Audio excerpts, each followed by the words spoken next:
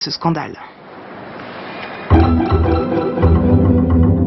Depuis le début du XXe siècle, les plus grands créateurs de mode ont mis leur savoir-faire et leur créativité au service de la danse. Le Centre national du costume de scène à Moulins expose une sélection de ces costumes. Depuis le début du XXe siècle, la danse est un formidable terrain d'expression pour la mode. Libérés des impératifs commerciaux, les couturiers confrontent leur créativité à une autre approche du corps et du mouvement, même si l'exercice a ses contraintes. Très souvent, le couturier part d'une feuille blanche, vraiment pour la danse, avec quand même des obligations. Un costume qu'on peut facilement enfiler, un costume qu'on peut changer. Il ne faut pas oublier qu'on danse souvent avec un autre partenaire. Donc il faut aussi que le costume résiste au mouvement, à la transpiration, au frottement. Donc il faut apprivoiser ce côté technique du costume de danse qui est quand même assez particulier.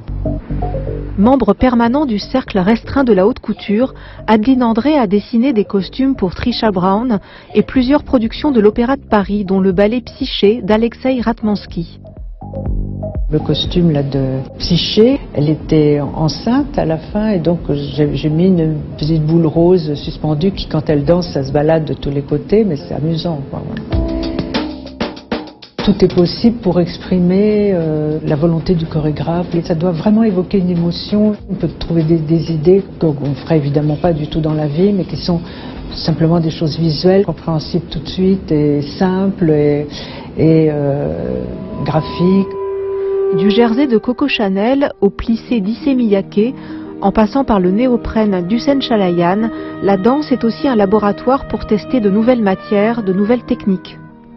Je pense que la danse, tout particulièrement la danse contemporaine, permet encore des recherches, permet d'oser, et oser faire des costumes inattendus.